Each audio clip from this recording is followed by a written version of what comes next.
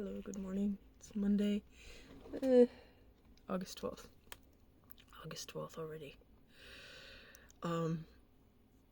I was looking back on my old videos, and it's actually different how much my face has changed. I looked a lot more gaunt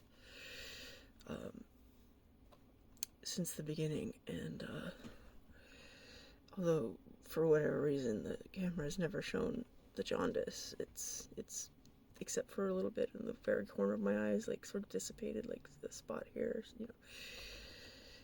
it seems to be gone. It's hard to tell because I've gotten a lot more tan because I go outside, and I already have green undertones in my skin. So that makes it, when I'm already green, it makes it a little harder to tell the yellow. And especially with the hair at that. I guess I shouldn't be able to get away with green hair with green skin, but...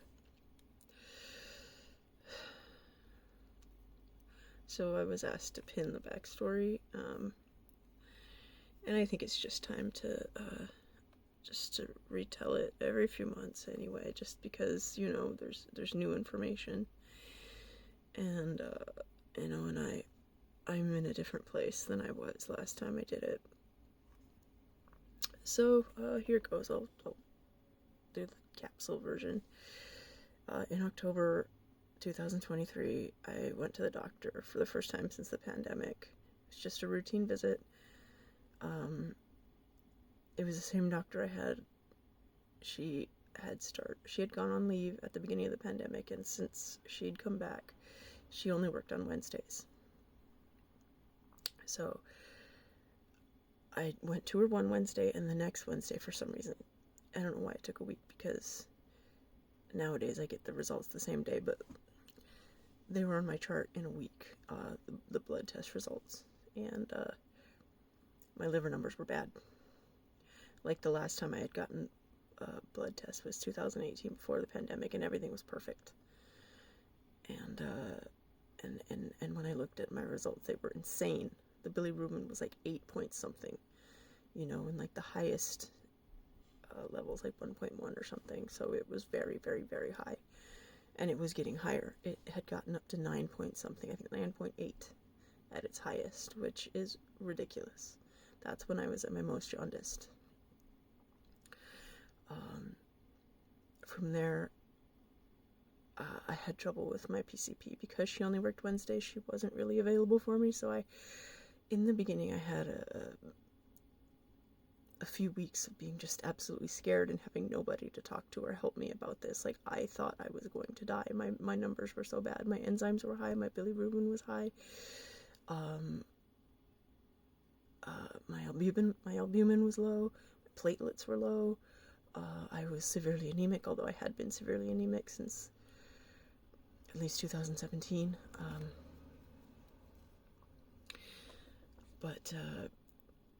So my PCP just wasn't there for me. So she just sent me some numbers of some gastroenterologists.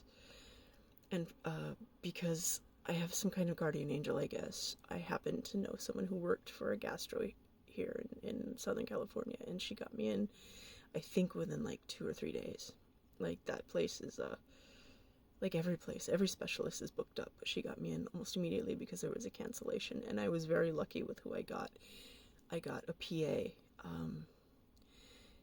and she was really on top of it. She was young, and she looked at my numbers, and she knew immediately that I had cirrhosis. She thought it was end-stage cirrhosis. She didn't know what I had. She didn't know how the mechanisms, but her being able to recognize that my liver function was so impaired, she gave me several targeted blood tests. And by November, less than a month after I saw that my liver numbers were bad, I was diagnosed. I have primary biliary cholangitis, which is it's an autoimmune condition where my immune system attacks the small bile ducts inside my liver. And so because they're all scarred now, that's what the cirrhosis is all my small bile ducts are all scarred up. That's why cholesterol and bilirubin and stuff is being released into my blood. I also have portal hypertension with varices on my esophagus, in my stomach, and on my spleen, because of the portal hypertension is causing the blood to back up and flow through areas that it's not used to flowing, so I have little varicose veins inside. If they are to burst, it'll be very, very bad for me. But I'm on Carvedilol, which everybody seems to think will mean that variceal bursting isn't going to be an issue for me. I do not have ascites, which is when your liver leaks and you have fluid in your sort of abdominal cavity, and that's what like the liver belly is. I've had imaging, and I have no evidence of ascites, and that's what scares me the most. I'm very compensated, which means my liver can compensate for the damage, and still work for the most part as normal.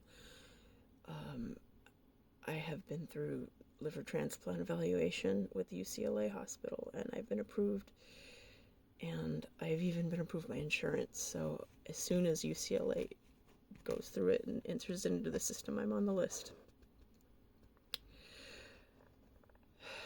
I also have celiac disease, which does complicate the PBC. You know, autoimmune diseases tend to come with friends. I might have autoimmune hepatitis on top of everything else, but I don't know. We're checking to see if it's a Lipitor first, and I'm not having a lot of swelling, which hopefully that means that my liver enzymes have gone down. You know, there's been a lot between then and now.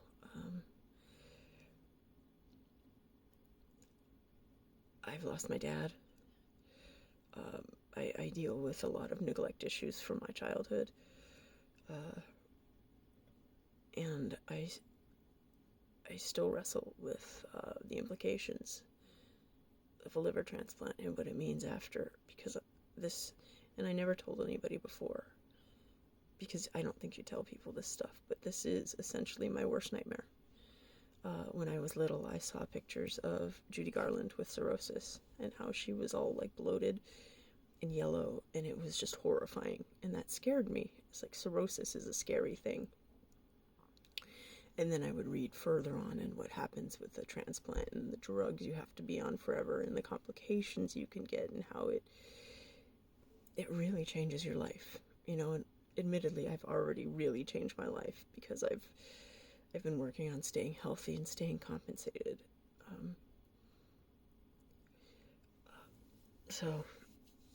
But yeah, it's a lot. I'm currently on 2 drugs. Like I said, I'm on the Carvedilol and I'm on Ursodiol, which seems to be the gold standard for primary biliary cholangitis, PBC, and it's working. I have to get my blood drawn either this week or early next week because I've been off the Lipitor for a week and a half. There's a whole story about the cholesterol drugs and everything. I don't want to relive that. It's there. I can tell it if anybody wants it, but right now I just, you know.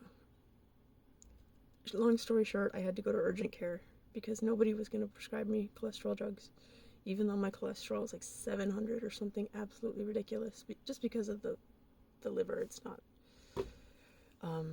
I've had my heart looked at. It's perfect sinus rhythm. There's no hardening of arteries. There's a slight hardening in the aorta, like tiny bit calcification, but everything else is clear. Heart-wise, I'm in pretty good shape with all of my other organs except for the liver, spleen, and stomach, and a little bit of the esophagus, you know. But yeah, I'm in really good shape. Kidneys, lungs, bones, good shape, and that's good because that's going to serve me well to stay healthy. I do a lot of walking. I eat well. I have to eat 3,000 calories a day. I have to get at least 88 grams of protein. I have to eat every 2 hours. I have to take pills 3 times a day. But you know, I'm still here.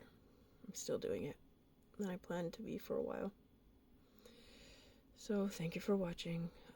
I'll talk to you later. And if need be, I can do another wrap up or, you know, history.